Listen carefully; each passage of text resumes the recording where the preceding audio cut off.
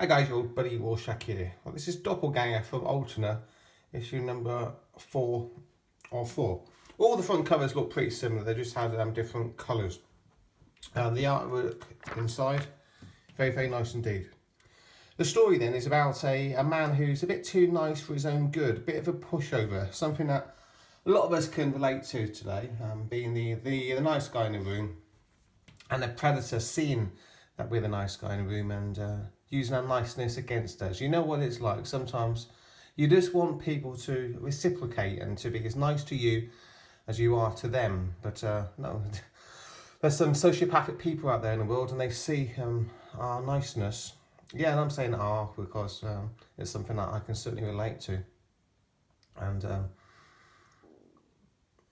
you can probably relate to it as well if you're watching this video. Lots of us doing this hashtag Comicsgate thing at the moment are very, very nice people, and we get totally abused. We get called racist, sexist, anti-gay, all that kind of stuff on Twitter and YouTube and Facebook and everywhere on a daily basis. We do these videos when all we want is comic books with genuine diversity away from far left consensus, and we get called all sorts of names under the sun. And how do we react to it? How do I react to the constant name calling?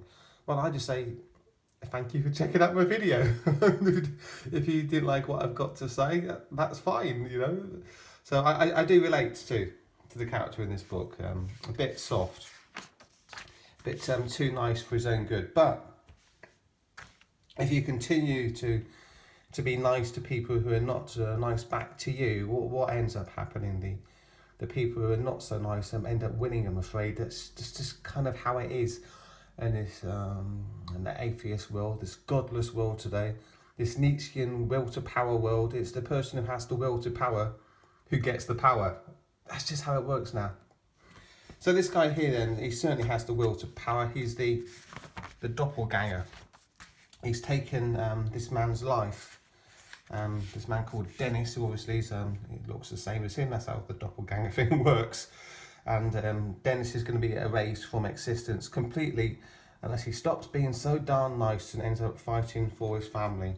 So the tale of the book then is the uncucking of Dennis. Is he going to fight for his family? Is he going to stop being so darn nice?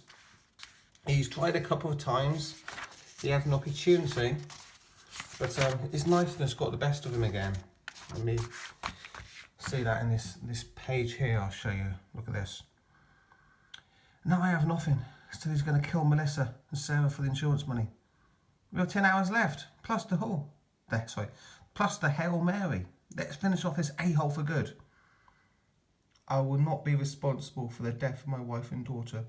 They won't be safe until I'm dead. It's over, Ricky. What the hell is wrong with you?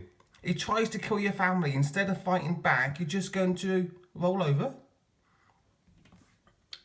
This is the problem there. The willingness to self-sacrifice as well. I don't think I mentioned that yet. Yeah, that willingness that men have to just totally negate their own existence for the benefit of others. And of course, if he just completely rolls over and let's say a sociopath take over his life, that sociopath isn't going to be as nice to his daughter and his wife as he is. That's what he says here. If I'm gone, he'll let them live. The insurance thing was never a scare tactic. He can't collect the policies if he had you tied to a chair facing the front door. They'd be dead if I hadn't blown the dry ice bomb. But keep telling yourself they're safe. Never mind what he did to Jill and Beverly. Whatever, man. Maybe he's right. Maybe you don't deserve this life. So I broaden this then. Broaden this as a whole to look at the nice white middle classes in America and Europe. If they don't fight for anything, if they don't stand up for anything, if they're not prepared to look the predator in the eyes and say, no, I'm not going to let you take over and destroy everything that has been built by my ancestors, built by the people that came before me. I'm going to stand up to you and I'm going to defeat you. I'm going to stop cucking. I'm going to stop being the nice guy. You could broaden it and see it from a larger perspective. Remember, I'm not American. I'm European. Well, I'm not European. I'm English. And in England, we've been so nice for so long.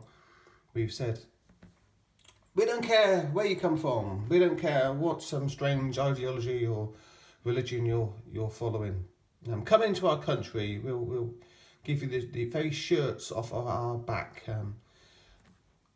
And come into our community. We warmly embrace you. Oh, you want to change this, that, and that, and that. Oh, you don't like us doing this, that. That's okay. We'll change. Yeah, just do what you like. We'll roll over. Please tickle our bellies. So the West, the English, the Europeans have been cucked for a very, very long time because we've been so darn nice. But now, as I'm speaking, we're starting to fight back. Okay, the left is showering, vomiting really, abuse upon us. Look what's happened to the Star Wars movie, the Han Solo movie. People haven't gone to watch it.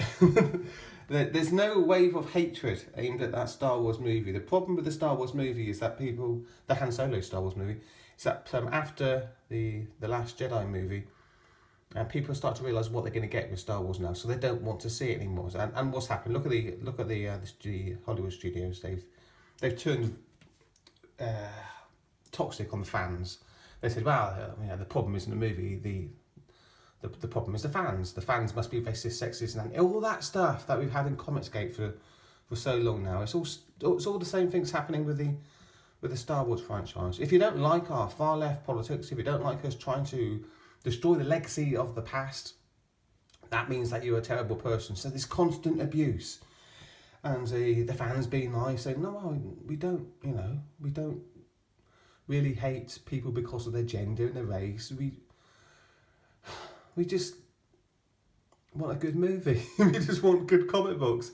Can you please stop abusing us? So it's this a strange situation that the elites from the ivory towers, on the Hollywood studios, from the comic book offices have been showering abuse on the normies, really, on the normal people for a long time, and the normal people have just been taking it. But now it's changing. Now there is a genuine backlash going on, and people such as myself here on YouTube are saying, enough's enough. We're not taking this abuse anymore.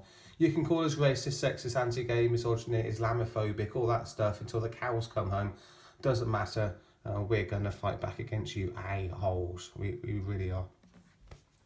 So you get to fight back in this book. That's probably why I like the book so much, because it's resonating in an oblique way. Real world situations involving just the cucking of the white male in the West today, and how that the white male needs to fight back, and if he doesn't fight back, he's going to lose, in this book, the family, and wider aspect of it all. We're going to lose Western civilization, the family, which is the West, everything that we've built through the preceding few centuries, all the freedoms that we've gained from the tyrannical grasp of the state, which always wants to expand, always wants to get more power, always wants to reduce freedom, because all the state is about is legitimising the power of the state. So the bigger the state is, the happier the state is, and obviously the less happy the people are. So if the West is ever going to survive, the nice white men living in the suburbs need to fight back. And without doing too many spoilers for the rest of the book, I'll just say that that's what's been encapsulated here. Maybe not deliberately, but the best art has a tendency of doing that. It taps into something that's in the ether without being in your face, without saying this is the meaning, we insist upon it. It does almost accidentally tap into something, and when you tap into something accidentally, you got something good. You got something which is worth reading and satisfying to read as well. So no spoilers. I'll end the review there and just say that Doppelgänger gets issue 1, 2, 3, 4. It fully delivers.